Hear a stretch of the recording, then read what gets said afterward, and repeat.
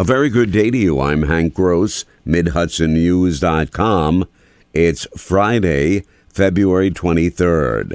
The news today brought to you by the Galleria at Crystal Run. Congressman Pat Ryan delivered a virtual State of the Hudson Valley address late yesterday afternoon, touching on accomplishments achieved for the nation and the region last year. In his 15-minute address, the former Ulster County executive talked about the cost of health care, housing, the Central Hudson gas and electric billing debacle, and what he called the mental health crisis. The House member also talked about drugs and crime fighting, education and school shootings, clean water, and the environment. The Democratic lawmaker also addressed freedoms.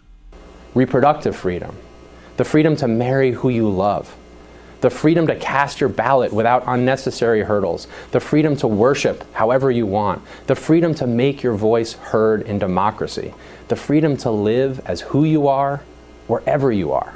These are all examples of the foundational freedoms the Hudson Valley has always stood for, and we must be clear-eyed about the reality we're facing.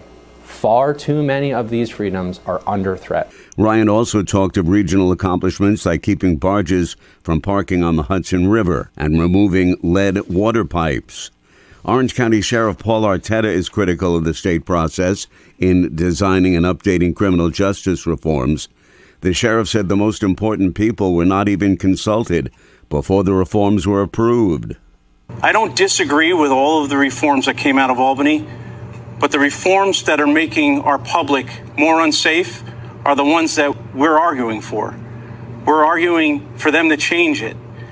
They didn't allow law enforcement to partake in any of the conversation prior to coming out with the reforms.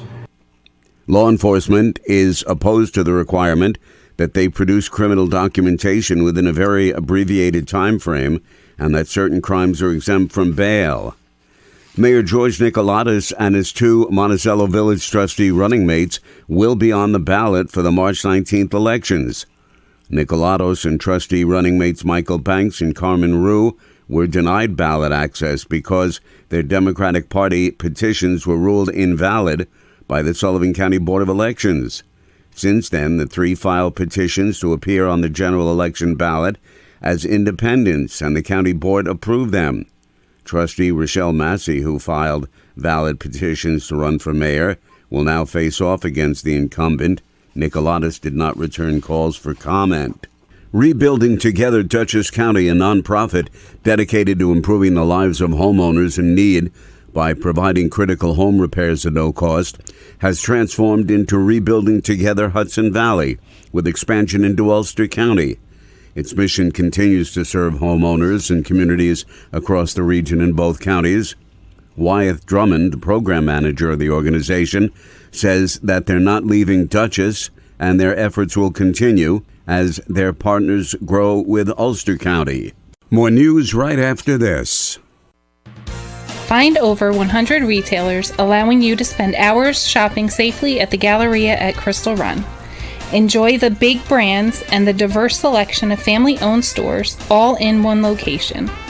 The Galleria at Crystal Run offers dining options for everyone with Fuji 110 Grill, Allen's Mediterranean Grill, and Peru Cuisine.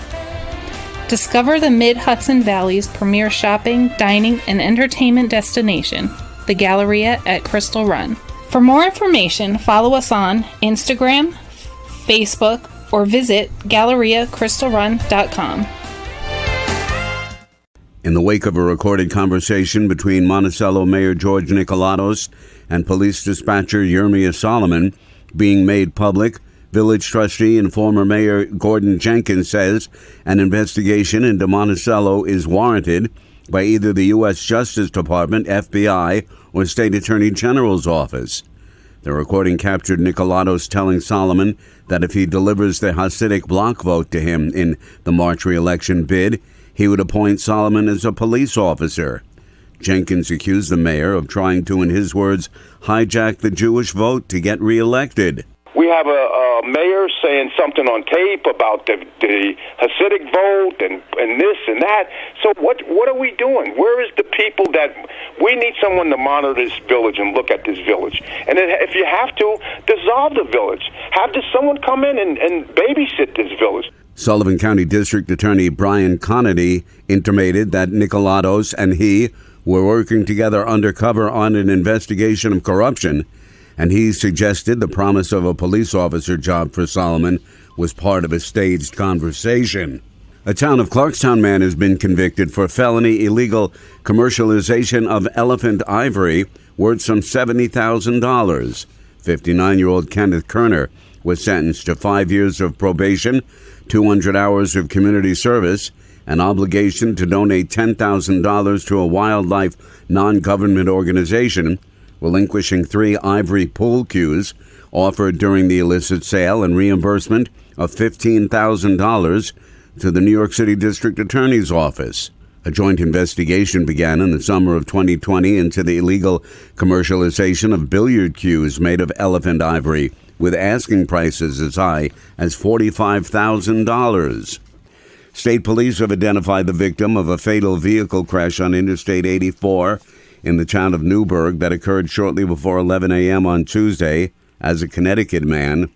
Police say the car was traveling eastbound near exit 39 when it struck a center guardrail and flipped over, killing 77-year-old Charles Drury of Bristol.